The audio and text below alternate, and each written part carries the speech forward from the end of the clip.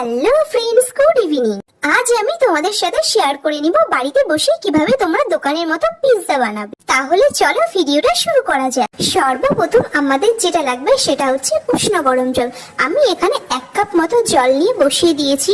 এরপর লাগবে আমাদের একটা বাটি। তোমরা একটু বড় সাইজেরই বাটিটা নেওয়ার চেষ্টা করো, খুব ছোট নেও না। তারপর এর মধ্যে দিয়ে দিচ্ছি আমি এখানে সেই উষ্ণ গরম জলটা। আমি এখানে পুরো জলটা দেব না, কারণ পুরো জলটা আমাদের লাগবে না। তোমরা তোমাদের একটু আন্দাজ মতো দিয়ে দিও, তাহলেই হবে। এরপর আমি এর মধ্যে দিয়ে দিচ্ছি 1 চামচ চিনি। এই উষ্ণ গরম জলের মধ্যে আমাদের চিনিটাকে খুব ভালোভাবে মিশিয়ে নিতে হবে, যাতে একটাও দানা না থাকে। এবার লাগবে আমাদের ইস্ট। এই ইস্টটা আমি ওই জলের মধ্যে 1 চামচ নিয়ে মিশিয়ে দেব। এবার এটাকে ঢেকে রেখে দেব 5 মিনিটের জন্য। এটা হচ্ছে আমাদের সেকেন্ড স্টেপ। এখানে আমি একটা বাটি নিয়ে নিয়েছি, তার মধ্যে নিয়ে নিচ্ছি চিকেন। এখানে আছে বোনলেস চিকেন।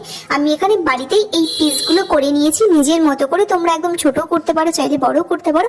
এখানে আমি বোনলেস চিকেন নিয়েছি 150 গ্রাম মতো। এবার আমি চিকেনটাকে ম্যারিনেট করে নেব। তার জন্য আমাদের লাগবে এখানে 1/2 চামচ ভিনিগার, স্বাদ মতো লবণ, 1/2 চামচ গোলমরিচ গুঁড়ো, 1/2 চামচ জিরে গুঁড়ো, 1/2 চামচ লাল লঙ্কার গুঁড়ো, 1/2 চামচ হলুদ গুঁড়ো। এরপর দিয়ে দিচ্ছি আমি এখানে চিলি ফ্লেক্স। তোমরা চাইলে দিতেও পারো, না দিতেও পারো। আমি এখানে 1/2 চামচ মতো চিলি ফ্লেক্স দিয়ে দিলাম। এরপর লাগছে আমাদের আদা পেস্ট 1 চামচ, রসুন পেস্ট 1 চামচ। এই সমস্ত উপকরণগুলোকে আমি একটু মেখে নেব। এবার এই চিকেনের মধ্যে আমি দিয়ে দিচ্ছি 1 চামচ মতো টমেটো সস। চিকেনের মধ্যে যে সমস্ত উপকরণগুলো আমি মিশিয়েছিলাম, এবার সেগুলোকে খুব ভালোভাবে আমি মাখিয়ে নেব। মাখিয়ে আমাকে 2 মিনিট মতো রাখতে হবে।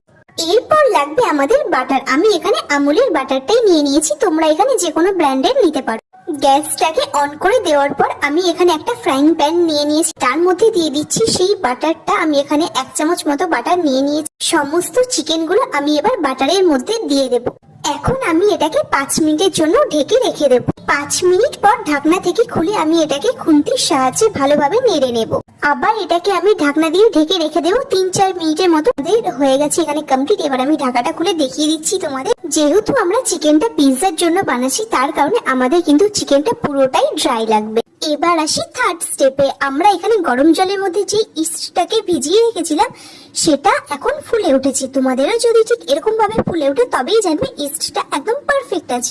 এর মধ্যে দিয়ে দেব আমি 2 কাপ ময়দা। এই ময়দার মধ্যে আমাদের সামান্য কিছু উপকরণ লাগবে। খুব সামান্য পরিমাণ লবণ, চিনি, বেকিং পাউডার, বেকিং সোডা, আর লাগবে খুব সামান্য পরিমাণে উষ্ণ গরম জল দিয়ে আমাদের ময়দাটাকে ভালোভাবে মেখে নিতে হবে। খুব সামান্য পরিমাণ সাদা তেল এই ডোটার মধ্যে মাখিয়ে রেখে দিতে হবে 10 মিনিট মতো। এবার আসি ফোর্থ স্টেপে। একটা টমেটো নিয়েছি। এই টমেটোটাকে খুব